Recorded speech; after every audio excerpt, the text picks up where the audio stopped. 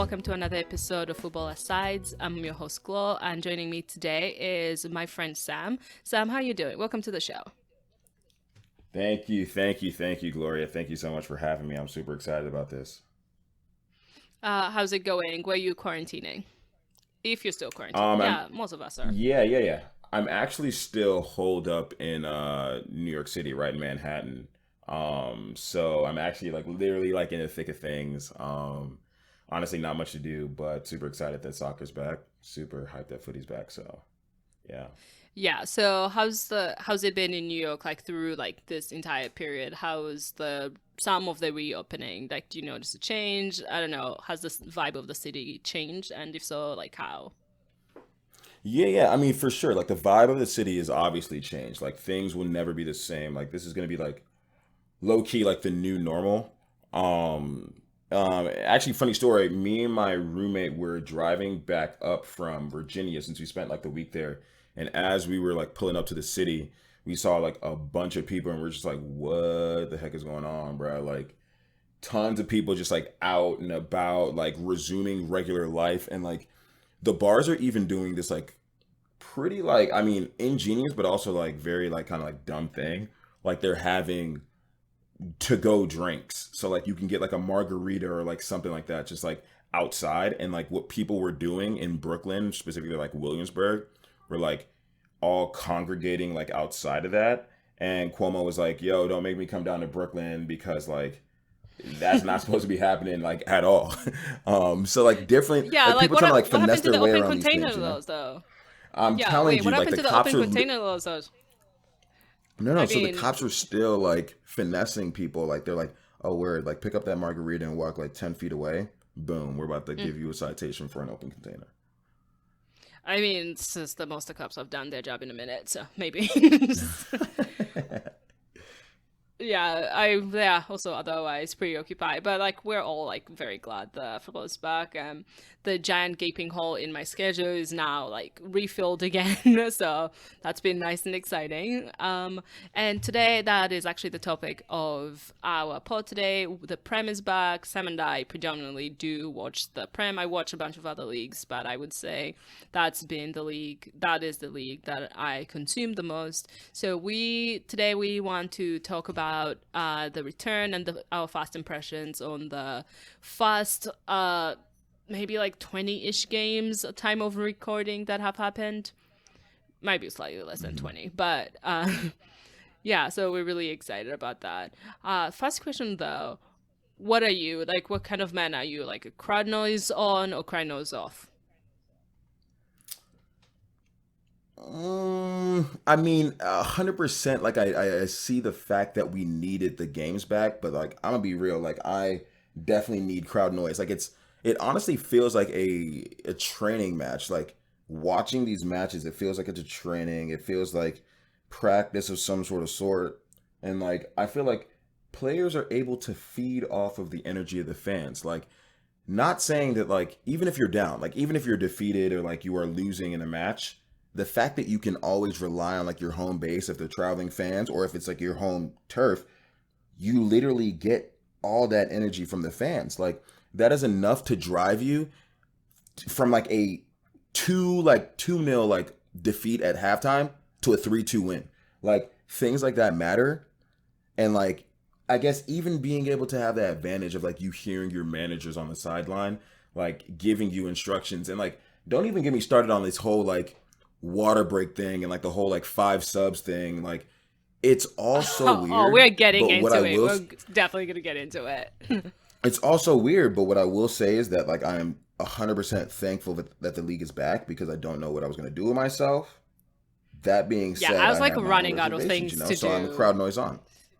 Yeah. Oh, definitely crowd noise. I think for me, it is most of like the background, right? It's just like a noise machine for me, and it makes it less weird. Although I did hear like this perspective of like from people who like write match reports, for instance, and like in many ways like the crowd noise is quite deceiving to them because like it influences the way you see the game, like the way the fans react will influence the way you see the game, and if that's completely manufactured, I guess it does color the way you could write that report. But that being said, I feel like some players might benefit from no crowd, just like a bit more focused, especially like players who just like really like can a little over focus a little bit on on the fans. Do you think that No, no, that's like a potential? hundred Like, do percent, 100%. I hear what you're saying. Like, there's definitely this aspect of like calm before the storm, like, or like you being able to perform at the highest levels with less distractions. But that just comes along with the game. Like, this is entertainment, and like for fans not to have their own say in such a vital way in these games or participations in like large gatherings, like it's just strange. Like we're gonna, again, I'm gonna rely and keep beating this dead horse of the players feed off of the energy that the fans are able to emote. Literally the chance, like, can you imagine like your favorite player scoring a goal, going to, even the celebrations have like like been toned back. Like, who are you celebrating to? Are you celebrating with your teammates? It's definitely strange. And I want to see, like, I want us to get to a point where we're able to contribute more in some way that just does not pose like a threat to larger communities of people. Like, it's just definitely strange. I don't know really what to make of it. Like, I can't fully wrap my head around it. I'm not going to say that I hate it, but I'm definitely not going to say that I love it. But I I definitely love, don't love it, but like yeah. my little, just like I am like curious to see like what it changes from like, because I'm hopeful that this will like end soon. So I am definitely more like happy to like entertain of just like, oh, what changes like when fans are there. Like I know that in Germany in the Bundesliga, like, right, with the data they have, there's actually more time spent on the match. There's like less like 50-50s, like, or like there's like, I haven't seen like any like really bad tacos like even since the Prem has started. And like I feel like those are things that like I imagine like when fans are there, like players really do like up the ante. So you are correct in that way. But I'm like really in many ways like morbidly curious to see like, ooh, what happens when you think no one's watching. a hundred But percent. Like what? it's Like really it cool. definitely changes the entire vibe and flow of the game. Yeah, I think it just like makes you like you need to like stay sharp this entire time because like to your point, it really can feel like a training match, and you have to remember. I was like, actually, we might get, we might like get like a defeat could mean relegation, so we like need to stay sharp. So it really does test like the mental focus, I would say. Mm-hmm. Couldn't agree more. But that being said, what do you think about like the stadiums, right? You know, some stadiums will have like fan cardboards, fan cutouts, and then some tifos. Like, I don't know, how do we creatively, until we can have live fans, what do we do with all this empty space? Well, this is what I think. I think just as fans abroad have been accustomed to going to bars and going to like these like public settings to support their teams like in the Premier League like abroad, there should be some sort of forum in which fans are able to congregate. Like, say there was like some sort of like Zoom meeting for like 1,000 people in like your one region that were like X fans, like whatever, for you to be with everybody and like you moaning when like somebody like misses like an open attempt or something like that, and you again being able to participate in the joy when you are able to score or like defeat a team. Like, there needs to be something somewhere where fans are able to collaboratively like share in like their triumph or defeat. You know what I mean? Like, I feel like a bar, like a virtual bar, would be amazing. A virtual pub would be classic. Like, that would be a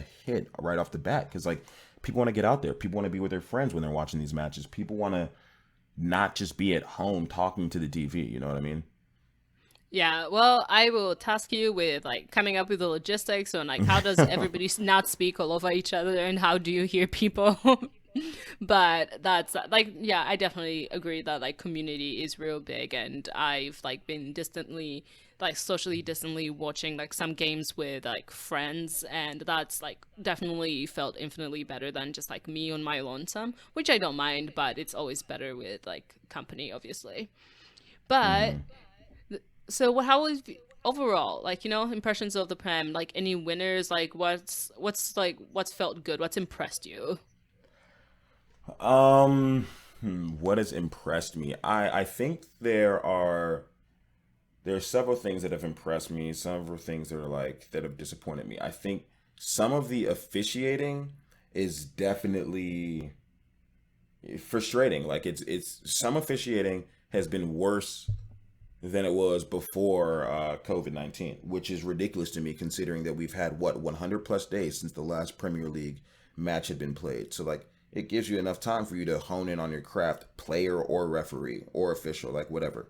So there's that. I'm disappointed in that. I am Specific any like specific instance? I mean you're gonna push me there. The Arsenal Brighton game, like literally like Oh, watching of that, course. Full and you can't really. disclosure, Sam is an Arsenal fan, I'm so a Gunners fan. just as I'm an a Gunners fan. FYI. I had to go there.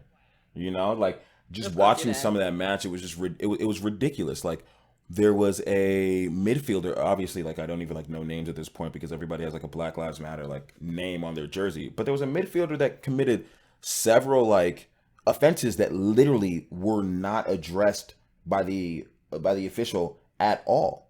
It was ridiculous, and that changes the entire flow of the game. He committed at least five fouls, right? Five infractions in which, like, after the second, should have gotten a yellow. That definitely like changes the entire game plan, their game plan, and dials it back and says, okay, cool, we are no longer going to be as aggressive at this point. And if that happened literally before halftime, who knows how the game would have panned out? You know what I mean? There are things like that that I think need to be focused on. Um, Definitely one huge glaring officiating error was I think the match before. There was like a goal. I'm forgetting the Oh team that yeah, played. There was a it goal that was was a Villa Sheffield United. yeah. That was What like the heck was literally a that? goal. What the heck was Okay, that? The so ball was completely across, and that had nothing to do with the opposing player. That literally was like teammate on teammate. The ball went in the goal. That's a goal. I don't care like how you uh, look at it. Like that's a goal.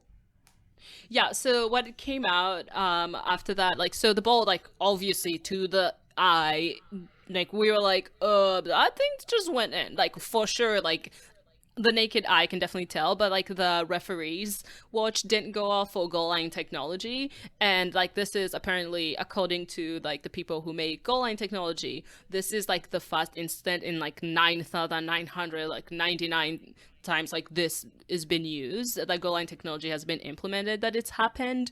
And what I don't, so I do get that, right? Like the referee, like the watch didn't go off. This is how you've been told to officiate. What I don't get is why doesn't VAR like this is like a clear and obvious error, right? This is like where you jump in and like Hmm. and say that that's an error. Like they deserve a goal.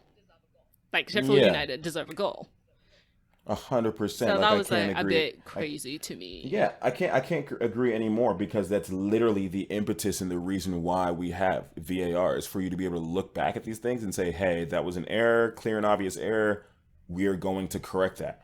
I don't care what your watch is saying. There are literally situations in which we're just like watching a match and we're like, "What is going on? What is taking so long?" Oh, VAR. The ref went to go consult VAR right quick. Cool. Like add some more time on the injury time. Like add some more time to the end of the game or like the end of the half, whatever. But like, don't do that at the like.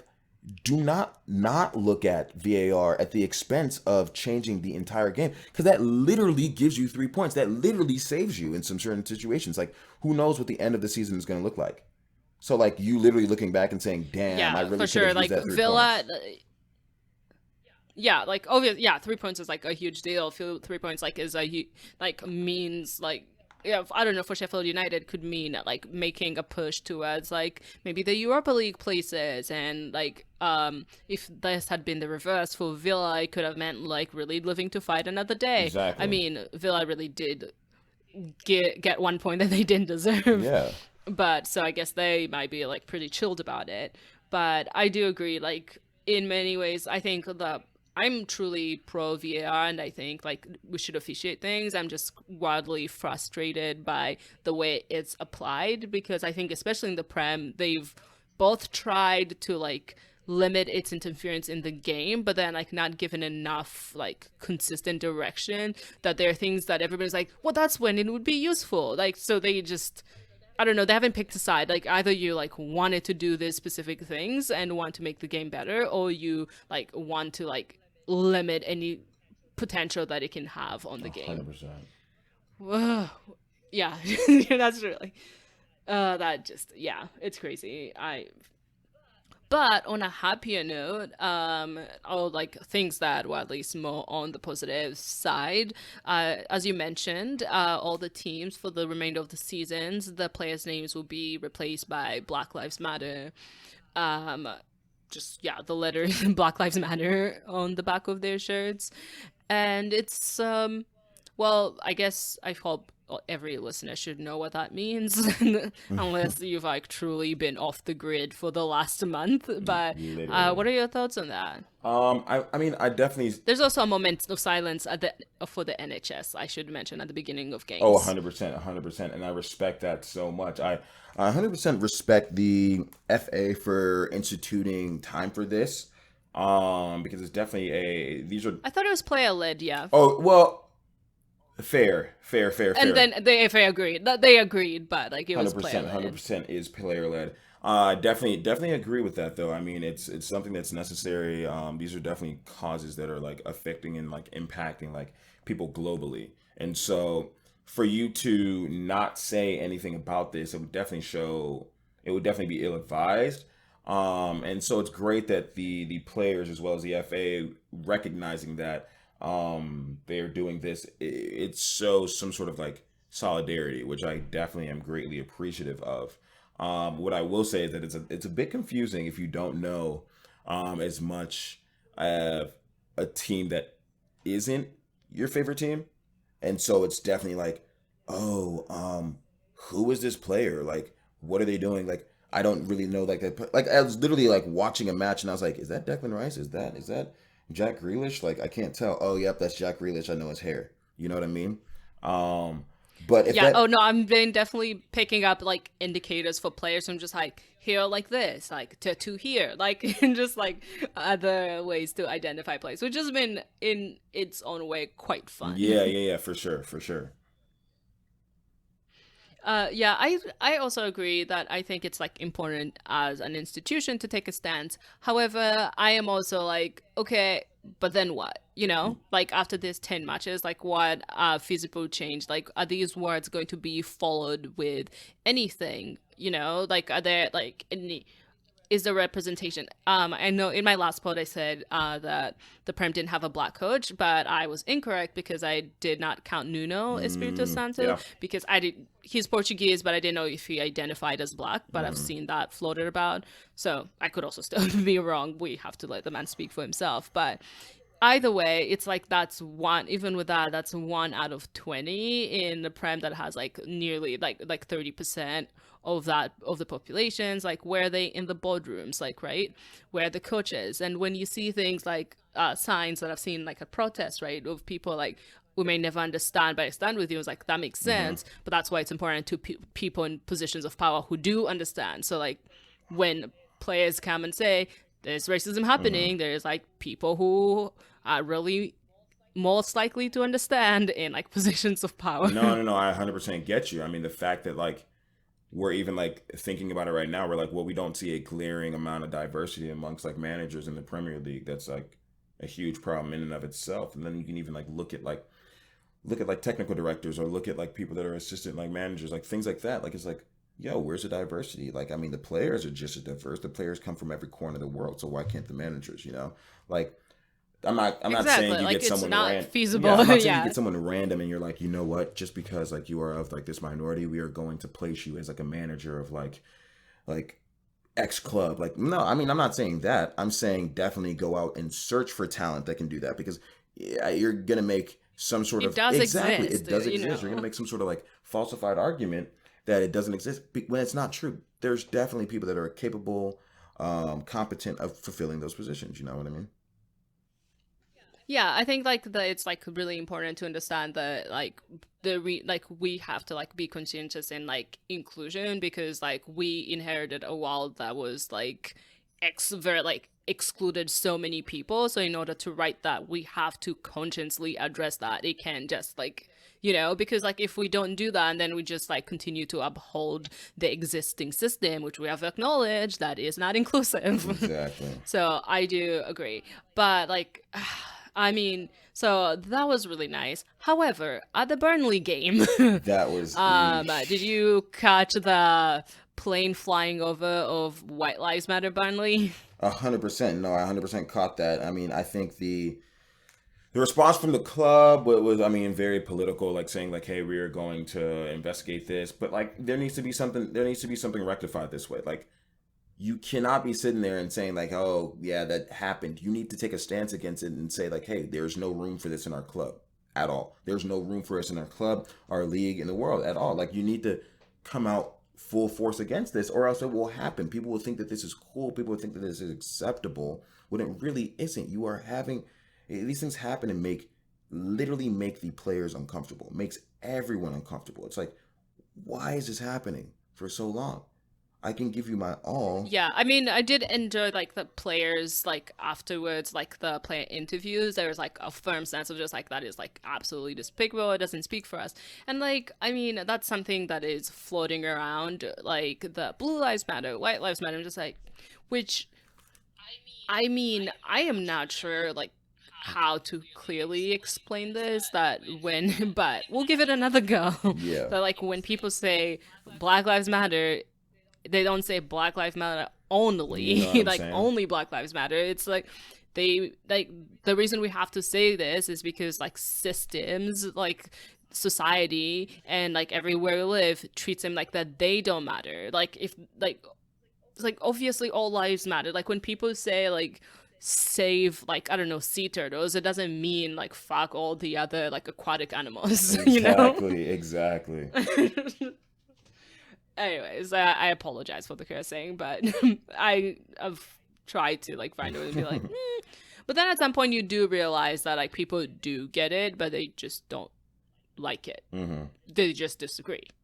So and then you just get a move on. But I'm proud that the league is taking a stance. I think it's definitely a step in the right direction, and I think it's our job as fans and like every like players and like everybody who loves the game to like hold them accountable to more action than just like letters on a t-shirt. Yeah. And then that's how we move forward. Nah, I feel you. I feel you 100%.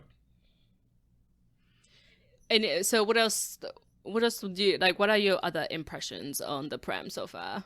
Thoughts on the 5 substitutions? Yeah, I mean, like I said, like the 5 substitutions is definitely weird. Definitely a strange addition. I won't say weird. Let me say strange, bizarre to me. How so? In that it definitely is advantageous and disadvantageous. Like if you look at it, like Arsenal had like 2 literal, like in our first match, 2 injuries to Like, Shaka within and the first half. yeah, Shaka and Palomari. It wasn't even in like the first half, like 20 minutes. Like within 20 minutes of the match, two injuries. Without those 5, we would have been screwed. I mean, with those 5, we were screwed, but whatever. But like, it's weird because then again, you look at like the match today, the Manchester match. I think who was it? Manchester v Sheffield. Manchester v Sheffield. Yeah, we were playing Sheffield. Yeah, there was like 5 subs at one time. You know what I'm saying? Like even if there are 3 subs at one time is like rarely happens. Like I'm talking like 0.1% of matches ever. Like that happens. The fact that there are 5 now, it's like, okay, cool. We are up a goal or 2, right? We're just gonna bring all of our players that we care most about off right now and put all the other players on and let them get some burn. Like 5 may be a little egregious. Like who came up with that number is my thing, for one. And then 2, something else that's like really like strange to me is like these water breaks. Like the only time I will advocate for water breaks is when it is egregiously hot. Like imagine playing in It is egregiously hot. This is England we're talking about, fam. It is, like, but they like, don't get like temperatures. No, but it is. But like also like, were we not expecting this? You know what I mean? Like we were expecting this. Games definitely would have been played already, like whatever. But like adding like 2.5 is like, we're playing in England. We're not No, playing. it's 1.5. No, yeah. Sorry, 1.5, Yeah. 1.5 to a match. Adding like we're not playing in Qatar. we're playing in England. Like we're not playing in Qatar. We're not playing I in. guess like relative to like when they'll be playing this match day, it is like truly like significantly hotter. It is. So I do It get is. that So pull. I guess for the safety of the players, there's that. But then it also gives you the Yeah. opportunity. It gives you the opportunity for more tactics, like managers speaking to their players one on one, saying, "Hey, blah blah blah." Like, Yeah, but it's not like one team gets it and the other doesn't, oh no, right? no, that's 100% fair. That's 100% fair. I feel you. Which is why I'm saying I miss the fans because like in those situations, like the situation that they're in right now, there are no fans to say to make to make noises or distractions so you can 100% hear what your manager's saying. In an actual game situation where there are fans, you can barely hear that, which is why that halftime talk is so pivotal. So pivotal. You are able to now make these changes on the fly. Like you are able to say like, cool, like I don't even got to talk to my back line right quick because I know I have this water break per half coming up. Boom, I can speak to them then. I can speak to them like right now because I mean I can just yell at them and say, hey, keep that shape because they will hear me. You know what I mean? So like these Mm. changes are like low key impacting the way and the style of the game. You know what I mean?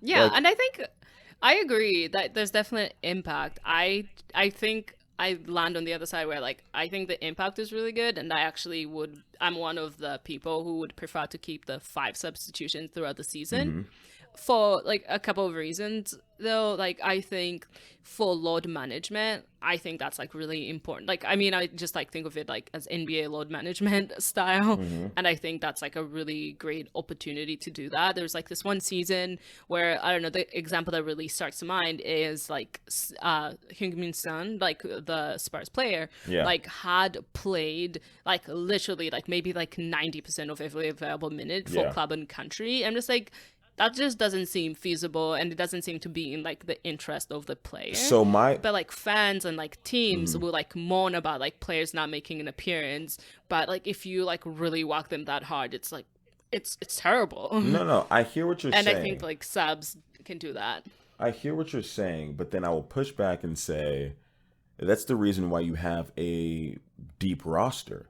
That's the reason why you are able to like have players be reserves rather than subs. Like you can have somebody on the reserves for load management reasons. Like again, like we can think of like several But then when players. do they see game time, right? I mean, Like cuz like that depends on your like their work, ability you to know. like play like minutes like improves like your match sharpness, right? Yeah, yeah, And if you can like like I'm thinking about like young players like having that many subs, that's two extra spots that like I would as a manager, like if things are going well, like really use to like blood young players, and then you would like that's two more opportunities for like academy players to like come on, okay, things are good, we are starting to like really slowly integrate you into the team, as opposed to like, okay, Kane is resting, we're putting like this 16-year-old like to start and all this pressure is on him, versus okay, Kane has given us 60 good minutes and let's try you out for 30. fair, fair. I mean, I would just love the rationale behind five because it seems so arbitrary. Like, I mean, we've never provoked some sort of conversation of like why three because it's always been three. You know what I mean? Or not always, but for as long as I've been alive, it's been three. So like obviously, like I'm gonna play devil's advocate and say like why five? At that point, we might as well just say seven now. No, I think five is actually pretty like acceptable because like I think five like I just really count like three of them are like truly tactical. One is for like a young again, I'm also like making this up as the way I would understanding. Like one is for like probably blooding a new player and the other one is like for an injury, for instance, right? That way you can like just like be able to like switch out an injury without like truly like compromising the shape or like making drastic changes. But then again, like the number is like I haven't read why five, but I also don't mind it being five. I Hmm. think seven is too many. Yeah. And I think six is getting to be a little much. But I do like that they've maintained like it can only be made in this three windows. I'm glad there's not like five opportunities because then I think that's too many I stoppages. would much rather like it to be you can make these subs in these windows and there is a max amount of subs that you can make in the windows. Because like I said, like having isn't that like I mean you're a Man U fan, so like you're definitely gonna be in sport. You're like, yeah, there's like five come on at a time. Like, cool. That changes the entire flow of the game, and that's I guess that's what a sub is supposed to do. It's supposed to change the vibe of the Yeah, game. I think it But just like does it on like a bigger scale. five though, like I think at once. I wouldn't mind being like you can make at most three at a time. Like that doesn't really bother me. But I do think that like I mean like you just said, like the point of a sub is to like completely like if you're down to shake up the opposition, give them Yeah, something new to think about, right? And if you're up, you're like, okay, we have like really just like games on games and games, like a really packed schedule, and then like rest people. But to your point, I do agree that like five people like really changing about almost half the team is a lot. So I actually wouldn't mind being like, okay, max three at a time. yeah, I would definitely love like a some sort of like limitation. Like three would be pretty fire. I'd be like, yeah, I mean, cool. That is another added layer of like tactfulness that managers and players need to exhibit. Another angle in the game in which Yeah, you and I can think it's change gonna them. make it like a little bit more interesting. Yeah, Yeah, I did hear like a really good, well, like what was like a sound argument against it, just like this really disadvantages. The claim is that it disadvantages like poor teams in the Prem. yeah, Or like I mean, no team is poor in the Prem in the traditional sense of the word, but like teams that are not like Man City, that like whose like B team or like bench is another team that could be in the Premier League. But I to that like so say like the fact that like City can bring on Sane, Aguero, and all this is like very different from like how deep that roster is so deep and so impressively well. But I'm also like I mean to me it doesn't like like upset the balance or like the disadvantages that like teams that don't have Man City money already yeah. have. They're just now getting to use them. 100%, 100%. Like you said, Like it doesn't mean now Sane would have gone to like Brighton or whatever, but I what I do think it can give like the other lower clubs like leeway to be like more creative and no, use their I academy, which 100% I hear always what you're encourage. saying. Like, I mean, again, Man City being the focal point of this right now. Man City's A team is like Man City's A team is amazing. Man City's B team is amazing. Like Man City's B team is better than some A teams in the in like Prem. Like, so it's like that's a reset button. That's a okay, cool. We've gotten our three goals with the A team. You guys figure out like how many you can get with the B team, like stuff like that. That's like that definitely is like disadvantageous for you to be a side that doesn't have enough funds, or like again like a side like Arsenal that one isn't deep in defenders, two doesn't know what's going on in their front office in terms of purchasing players, and like Yeah, but that means Arsenal should get its shit together I mean, yes, on a that hundred front. percent, You know what I a mean? hundred percent. That means that Arsenal should get their shit together. But then I'm saying that that shouldn't come at the expense of like a league wide mandated amount of subs that you can make. You know what I mean? Like it's really like just like adding insult to injury. It's like okay, five subs. Damn. Well, we were gonna get crushed by this team right quick, but like now they're definitely about to demolish us. They're about to obliterate us. So like whatever. Yeah, I mean, speaking of Arsenal, I haven't decided. I know we're talking things that have impressed and things that have disappointed us. This, I haven't decided how I feel about this. A lot of things have changed in the world, but you know, I am eternally grateful that some things like the Arsenal backline never change. You know, I am just like some definitely, things you can rely definitely, upon. definitely. It's just a ridiculous situation at this point. Like I was thinking about this. Like it doesn't even stem from like Mikel Arteta. Like this is a generational curse. It has to. I like It him. I has like to. him as a It coach, has to be a actually. generational curse because this is not his fault. Like it is not. You could say that it stemmed from Unai Emery, but I think not even Arsene Wenger. It literally is just something with our back line. We just cannot get it together. And rather than us the thing with Arsenal is that we focus on loyal agents rather than us pooling our money together and creating some sort of funding that you can disperse over X amount of installments. We go for players that are linked with loyal agents because Arsenal, we are cheapskates. We want to find the best deal, which is Yo, ridiculous. our And anything that we do, we are not able to purchase players just outright and say, hey, this person is going to have an immediate impact. Like no honeymoon phase, like no like two months or whatever. Like no, 2 matches in the league, boom, they're literally on top of their game from whatever league they came from. And this isn't to put any sort of Arsenal player down. I'm always going to back them, man. I'm always going to back them. But if you were to look at like our most recent signings, like look at Pepe. Pepe comes into form, Pepe goes out of form, but Pepe is just like a very expensive player. Like he costs like what, 80 million pounds or something like that? Some absurd amount of money. Like one of the most, like 70. yeah. So I'm just like, bro, you have a deadly left foot. You are fast as hell. You play wing. Why aren't you cutting in and why aren't you taking shots on goal? This is your forte. This is what you do. Like literally, you are a monster. I'm getting sick and tired of these welcome to Arsenal videos for people that don't, and this isn't, again, this is not a dig at Pepe, but I'm getting sick and tired of these welcome to Arsenal videos. Welcome to what?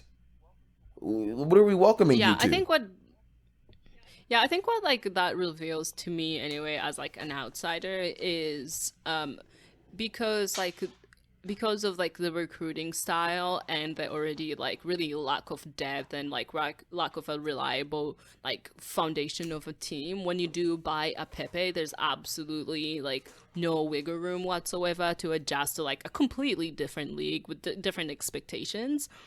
And I do, as a Man U fan, like feel like that's the situation like Pogba landed into, where he's like a really talented player. I mean, he's definitely like a cut above Pepe, but like a really talented player, spend a ridiculous amount of money, but he comes into a team and a coach that's just like not equipped to support him. And like when things don't go well, everybody's just like, but we spent this much money on you. But like you need to, at least in my opinion, you need to be able to equip players to succeed. You know, you need to build environments that foster success. You need to have like in Arsenal's case a backline that doesn't leak goals. That's what you need, a backline that doesn't freaking leak goals. Like not even that, what we need is a leader. The fact that don't even get me started on Mustafi. Like I watch matches when Mustafi starts. Don't even get me started on Mustafi. Like the guy, great, the guy has a family, like whatever, the guy's a family man. He tries his best, but his best is just not sufficient at this point. Why? Like, I don't care what anyone is saying. Like, he can have an amazing game. I'm not going to back him at this point because I know that he has a track record of literally being unreliable. He is reliable in being unreliable. Like, what kind of oxymoron is that? Yeah, at least he's reliable in something, he's reliable, though, right? Like, it's just ridiculous. I'm like, bro, like, you were getting turned around. You were getting played. Like, we really need someone that will boss back, like the back line. Like we've been asking for, how long have we been asking for defenders? Like we've been asking for defenders since I can remember for literal years. For literal years. Yeah. What we need is Dayo Upamecano. That's who we need. Upamecano. That's literally who we need. I call dibs. Sorry. Well, the thing about it is like Man U fans can say like we really need him. I think he's okay. Like I've seen him get ripped before. I've literally seen like people in the Bundesliga like do work on him, which is fine. But I've also seen him do work. And now we are getting reports that like I think he's a phenomenal defender. And he has like phenomenal. Great potential. 100%. I think that he has the stock right there. He's very young. Let's see if can you spend the money? I mean, I would spend the money. He's 21 years old. I mean, like, come on, like, dish out the funds and let's train him. Because how are you going to get players to want to come to Arsenal Football Club if your players don't even want to stay at Arsenal Football Club? The fact that Arsenal is still sitting here saying, all right, cool, we want Saka to sign his deal. Saka is like 18 years old. And he's over here saying like, yo, that's a bright side though, right? He's 18 years old, but he hasn't signed the deal. They're saying that he's looking like a talent. They're saying that he's very close. Arteta literally came out in a press conference like a couple hours ago and said he's very close to signing. Very close to signing only because this same today, listen, Arsenal is a club. The same today, Arsenal goes and offers David Luiz a year extension, Paulo Mari extension, Suarez extension, as well as Dani Ceballos extension. Like literally all these things are occurring right now. And I'm like, wait. Why are we doing this and we're not focusing on Saka? We're not focusing on literally Pierre-Emerick Aubameyang, who is being linked to Barcelona, who we know when he gets his chance will go to Barcelona. I think it's harder to keep hold of for sure. Yes, though, the only reason why he's going to be harder to keep a hold of is because we have players that are literally on the team that are not saying stay because they don't know if they're going to stay. We don't know what's going to happen to Lacazette. You know what I'm saying? Literally, like there's Yeah. reports coming off of we're literally going to get rid of Guendouzi. Guendouzi hasn't even played at the club for 2 years. What the hell? Yeah. Yeah, I think there's a lot of, suffice to say, I think the general takeaway is there's a lot of restructuring to be done, and obviously, understandably, that the market is not what we anticipated it to be. It's not going to be that. So I think some clubs will have to get a bit creative. So, but hopefully some gems. But on cheap clubs like cheapskates, I think I want to talk a little bit about Spurs, who are the true equivalent of we have food at home kind of club. Just like I Baz mean, Storni was like, we got food at home. I Have you wouldn't seen even say them with their that. I return? wouldn't even say that because look, their most expensive player, Tanguy, literally said he wants to leave. He literally, Tanguy, yeah, yeah. he literally said that he's gonna leave because he had a falling out with Jose Marino. Jose Marino was like, "Yo, you're not at 100% yet," and he's like, "I am at 100%. You should play me." Just letting him ride the bench, and we know that Jose Marino, you as a Man United fan, you know that this guy has a big ego, and he doesn't care who you are. If he wants to play, he's gonna play. If he doesn't, you could screw right on off. You know what I'm saying? The fact that Tanguy is now gonna say like, "Hey, you know what? That's cute. That's cool. I still got PSG on my line. I still got Juve on my line. I still got Barca on my line. I chose to come. I chose to come to Spurs, I don't and I think can those leave lines whenever." are actually quite as like. He I don't think he literally has as still had many no. lines open He as still he thinks. he does have those lines because his agents are literally contacting them and they're telling him, hey, at the price tag that you want, that you were Oh no purchased no, at it's for an Spurs, we can't give you that right now because we're literally purchasing other players. But what we can do is do some sort of like installment plan for like 60 mil. well, they still have to deal with Daniel Levy, so there's that, who is not a fun person, at least from reports, to do business with, and he Yeah. will like how go and show and get like the best deal out. At least Spurs fans can trust that. But I do think on the subject of like football, I think they've really greatly benefited from the time off. Well, like the imposed time off. I think we've seen like. But I think just like at some point before the lockdown, they were like half of the team was injured, and I think they've seen like a return of those players. I And mean, they it's, got blessed. do you think they'll be able to make a push They got a push for for. top four? I mean, I mean, if we literally look at like the top half of the league right now, it's Liverpool, City, Leicester, Chelsea, and Man U. Right, bottom half literally is Wolverhampton, Spurs, Sheffield, Crystal Palace, and Everton. Unfortunately, Arsenal's not in there anymore. Whatever, but the fact that like we are now like rating teams like Tottenham should not be scared of Wolverhampton. They only have like two decent players at best. In my opinion, two decent players at best that they should be I disagree. that they should Yo, be I scared of. like They have two players at best that they should be scared of compared to what they have. You know what I'm saying? Manchester United's on a rip right now, no losses in the past like what 2 games. Like there are reasons for you to be scared, but at the end of the day, no, we haven't had a loss in like I'm 14 games. Well, like we're maybe in no like no. 14 At the end of the day, man. what I will say is that Tottenham will be playing European football. Like we can almost bank on that. Tottenham has a. Have you seen Tottenham's like future couple of games, like their next couple of games? Like Tottenham has it like laid out for them. What? Tottenham is playing like Sheffield next. Like Tottenham has it like laid out for them in terms of like. I mean, yeah, I think although I wouldn't like call it like super like laid out, I wouldn't like necessarily write them as like through and through like the only game in their lineup. And for those who don't have that up, they have Sheffield United, Everton, Bournemouth, Arsenal, Newcastle, Leicester, and they finish at Crystal Palace. I'm not sure if that's at Selhurst Park or at the new Spurs Stadium. But I think the only, like, really the true one that I'd be like, okay, I think that's going to mostly likely be a win is the Bournemouth game.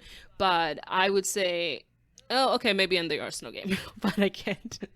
I think that Newcastle has actually been doing quite well. And I think Crystal Palace is in a good run despite their defeat today. And I don't know. I think Spurs can run hot and cold. I don't think Kane, I think Kane loses his legs truly like after 60, 70 minutes. He's a wonderful player. And it seems like Mourinho is like a bit hesitant to like substitute, at least in the two games. Again, small sample size. But I think there's like, I don't know, there could be some bogey games. I definitely hear what you're saying. I just see it. I mean, like, look at it this way. Like, their midfield is boss. They can capitalize and counterattack like it's nothing. Like, they got it. They literally got it. Like, they will be like we'll look back on this podcast again, and you will see like they will be playing European football in some fashion, some way. Like, Well, better be like Europa though. they will be playing European football some way. Like, there's no way that they don't. The team that again. You know what? I'm gonna hold you to that, Sam. We will like revisit this and it'll be like predictions Sam got wrong. I'm telling you. You know, but I do think they have a good shot. I don't disagree that they have a good shot. I guess I don't see it as clear cut as you do, but I think all the Spurs fans out there are especially grateful to that. One team, a couple of other teams I did want to bring up. There's let's talk relegation. Unfortunately, I've not had the chance to watch all of the games, but where we think in terms of relegation, Norwich is definitely going down, right? And that's actually 100%. Above them, that's just 100% like unfortunate because you got good players like Todd Cantwell. That like is that his name? Cantwell? I just know that's his last name. Yeah, he's fire. Like Aston Villa, that sucks for you guys. Bournemouth, that sucks for you guys if they are the ones getting relegated. But like, I mean, look at it this way, like. The Hammers are also like in it and Watford as well. These are teams. It's surprising that Watford's in it, but these are teams. At the beginning of the season, I literally, if I were to give you who I think is going to go down, who would have got relegated, in my opinion, would have been Burnley, would have been Brighton, Hove, and Albion, and it would have been like an obscure team. It probably would have been Norwich. But now these other teams are literally saying like, hey, we've been counted out. We're going to be in the league for a little bit more. We're going to get some more cash. We're going to do this year in, year out. Then we're going to make some nice signings. We're going to grow some players homegrown. Like, I'm just at the point where it's like, what do we even make of this league? Like, what can I even make of this league? Like, it's exciting. That's what. That is one great takeaway. Yeah, I think it really greatly disappoints me that Norwich is most likely / definitely going down, because I do like have enjoyed watching them play. They will be like the best team to go down in recent times because they're just like they are good for spells of games. Like they just really have like moments of like, oh my god, they have so much potential, and then it's just the wheels come off the bus, you know. And that's like a bit tough. A little bit on the non-title race, really, which is Liverpool is definitely going to win the league. Do we even need to discuss that?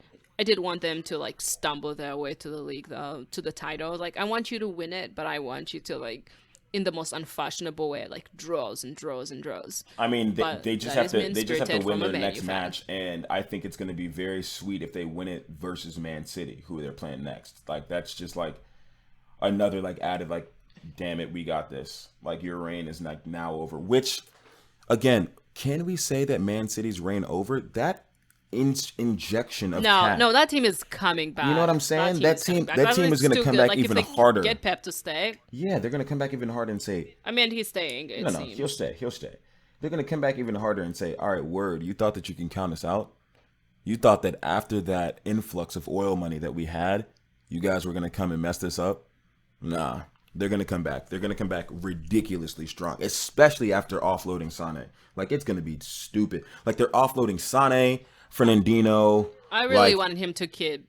It seems like it's not going to work out, but I enjoy Sané as a player, and I would like to see him in the Prem. I guess I will still see him in the Bundesliga, which seems like the most likely. Yeah, I 100% love them in the Bundesliga. Like, that's where he thrives. I mean, go wherever is going to be the best for you, bro. Like, and I mean, it seems that like these coaches have like arbitrary reasonings for not playing players. It's just weird. They'll just be like, nah, I don't really like this player. We're not playing him.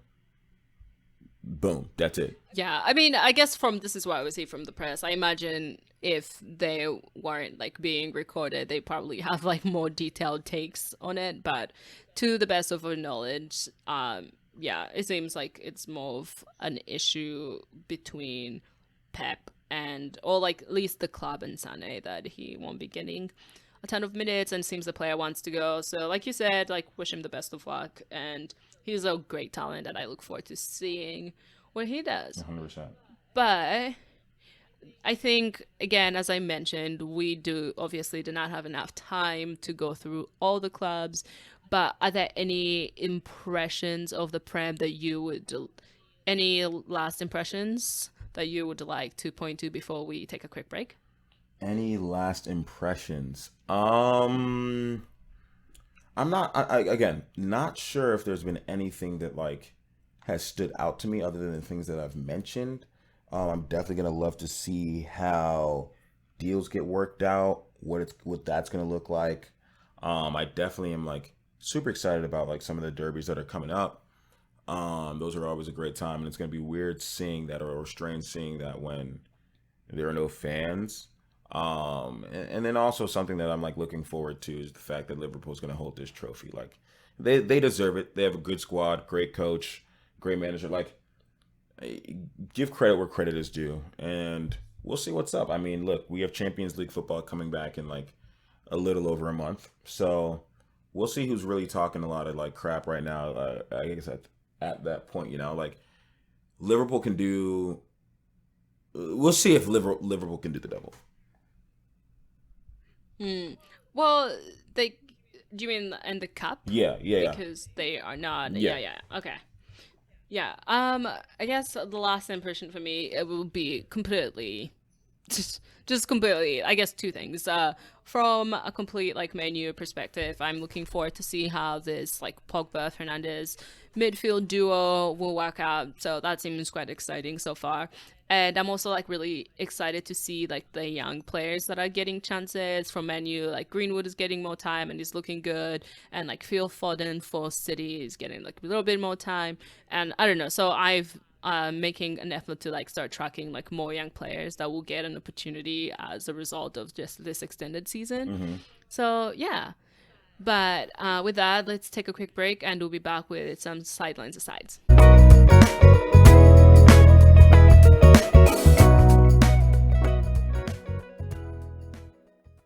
Welcome back to Football Asides. This is Sidelines Asides.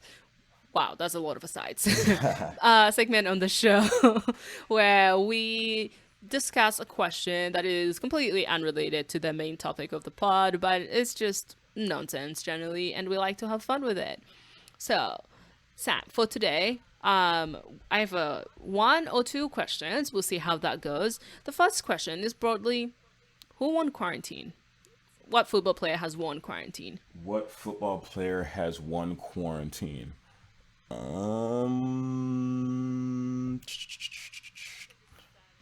You can determine the scope. Like, what do you mean by win? Just I feel like the football player that has won quarantine.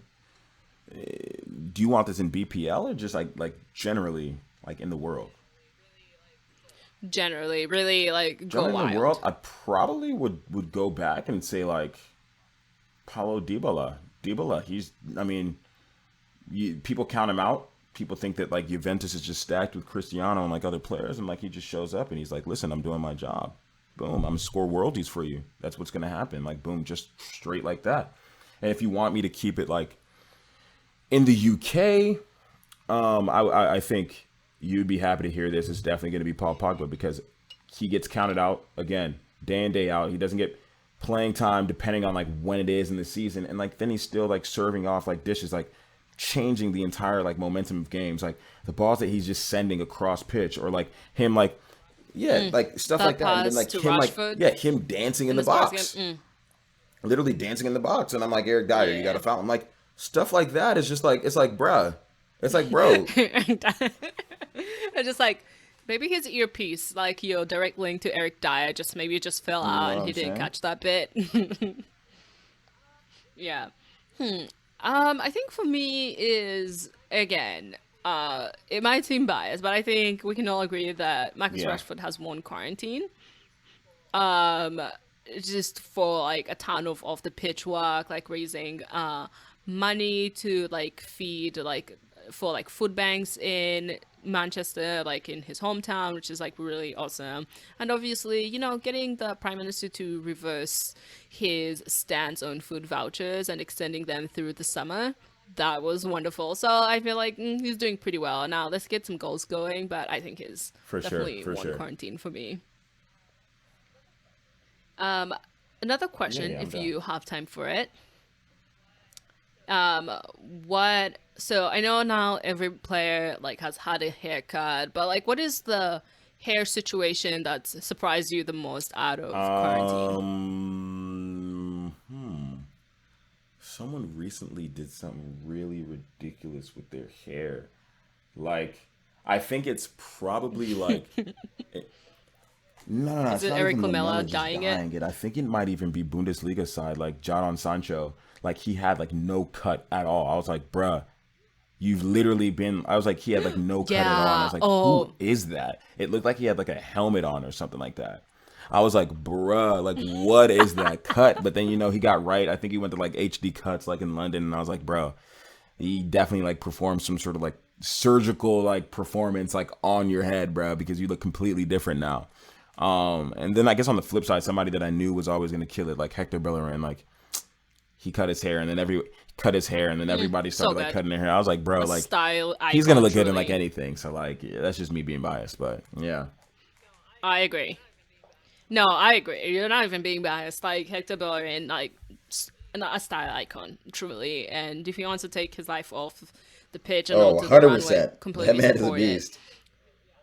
I want to take this, yeah.